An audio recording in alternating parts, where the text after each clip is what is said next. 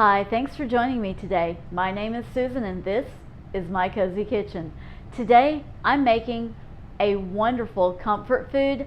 It's one of my favorites and I hope it'll soon be one of yours too. It's Swedish meatballs.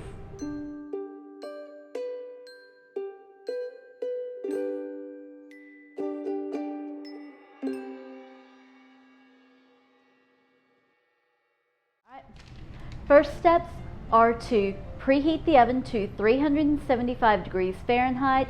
Next thing, I have a little jelly roll pan that I have lined with parchment paper to make cleanup easier. It's time to put together the meatballs.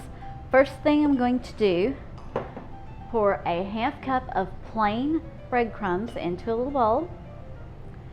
And then I have a third cup of heavy whipping cream I'm going to pour in there with it. Mix that together. And if you don't want to use breadcrumbs like this, just use a couple of pieces of bread that you soak in the cream.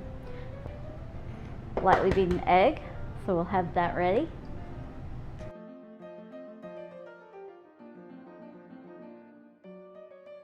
I need half a pound, that's 8 ounces of ground pork. Now I'm going to add the ground beef in.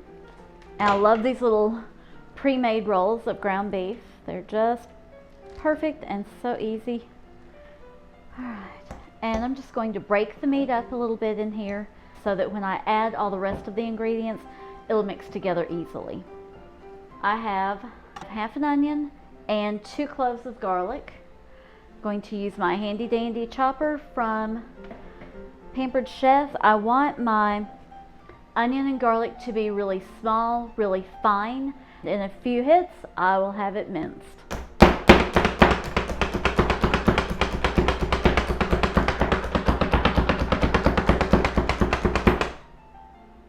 See how quick and easy that was?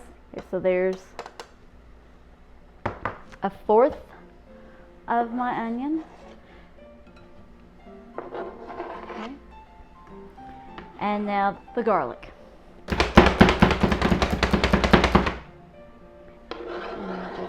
Scrape all that in there. I'm just going to give that a little bit of a pre-mix. Add in my lightly beaten egg and my soaked breadcrumbs.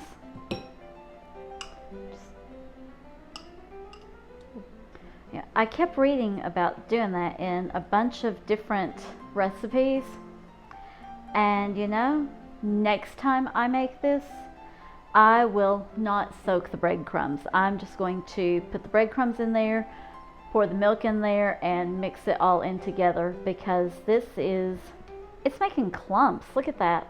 It's a hard clump. Let's go ahead and get the spices in there. And I need a 1/4 teaspoon of nutmeg. I like to sprinkle that over the top. And then 1/8 teaspoon of allspice. Again, just sprinkling that over the top. This is some really finely ground pepper, so I'm going to use a 1/4 teaspoon of that, and then a 1/2 teaspoon of salt. I tend to go on the light side with salt and pepper because it's easy to add more at the end if you need it, and it's really difficult if you put in too much. I'll just keep mixing these until I have everything mixed together. Alright, I've got to go in with my hands. So I've got to break up these clumps so that we don't end up with just big masses of breadcrumb in our meatballs. So that was a fail. Don't do that.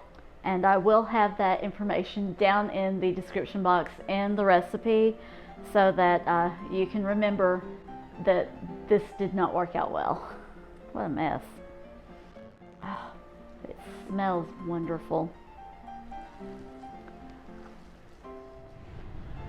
Okay, so I have broken up the clumps of breadcrumbs as best I can. Now I'm going to form my meatballs and cook those, and then once I put it in the gravy, I think everything is going to be fine. And I can't stress this strongly enough. It will be better if you mix the cream with loaf bread that will then mix into the meat properly. These breadcrumbs did not work out the way I wanted them to. So I'm using a cookie scoop to form my meatballs. That way it makes it a lot easier. I just have to go in, scoop it up, pop it out, make sure it's formed nice and round. I'll just keep doing this until I'm finished. I had a few too many to fit on this, and since I didn't want to crowd them, I also have a nice little pan here. In total, I have 44 small meatballs. These are kind of the size ball that you would want to make a sausage ball out of. So that's the size meatballs I made. You can make the larger ones if you want to. You could make them even smaller than this if you wanted to. Basically, make the size that your family likes. Let's put these in the oven and let them start baking. Okay, the meatballs have been cooking for about 15 minutes. They are looking really good. So I'm going to go ahead and start with the gravy now. I have 3 tablespoons of butter. I'm going to melt that. I have a 1/4 cup of flour, mixing that in. I mix those together to make a bit of a roux, and then I let it cook until the flour gets nice and brown. Just continuing to cook and stir this because I want it to get brown but not burned. You can see it's already getting a nice nutty golden brown, and it browns quickly, so you don't want to walk away. You want to stay with it and keep stirring it until it gets to the depth of brown that you like.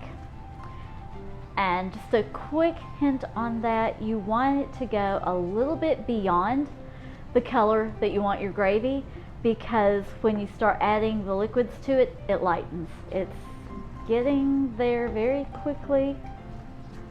Turning down my heat because I don't want it to burn. Alright, now going to whisk in beef broth. I have 2 cups of beef broth, and you just whisk it in, pour it in slowly, and keep whisking so that you don't develop lumps in your gravy. So whisk that in, turn the heat up. Look how beautiful and brown that is. Now I'm going to take it up just a notch, and I'm adding a teaspoon of Better Than Bouillon beef flavor. Stir that in, let that dissolve. I'm just going to keep stirring this until it thickens. Okay, so the timer just beeped on the meatballs. The little tray, the little round pan that I had, those were already finished cooking. The others still need a few more minutes, so I'm going to finish up the gravy while we let those continue cooking. I haven't added any salt and pepper to it yet. I will taste it, and then I'll add some salt and pepper to taste at the end. Okay, I'm going to remove this from the heat and let it sit for just a little bit before I add the sour cream to it, because I don't want the cream to curdle when it goes in. Okay, now it's time to add the sour cream. I have a 1/2 cup of sour cream.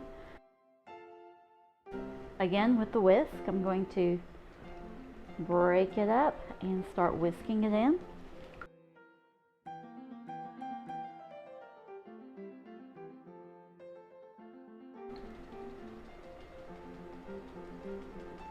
So I just keep stirring till it's smooth. And you see how adding the sour cream lightened the color on this. If we had a really light gravy to begin with, it would have been basically a white gravy once I finished. A little bit of salt. I'm just going to sprinkle it in. I don't know how much I'm adding. I'm just sprinkling in. And then a little bit of black pepper. And taste. It's pretty tasty. I'm going to put it back on the heat, because in just a minute when I take the meatballs out of the oven, I'm going to add them to the gravy, and then I'll let them simmer together for a little bit. All right, my meatballs are done. So now into the gravy.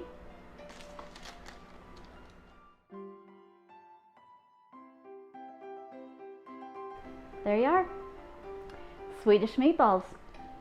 You can find the full recipe in the description box below, along with tips on how to avoid making the same mistakes I made in today's meatballs. If you enjoyed today's video, please be sure and give it a big thumbs up. If you've not already, press that subscribe button and hit the notification bell so that you find out every time I upload a new video to YouTube. Thanks for joining me. God bless.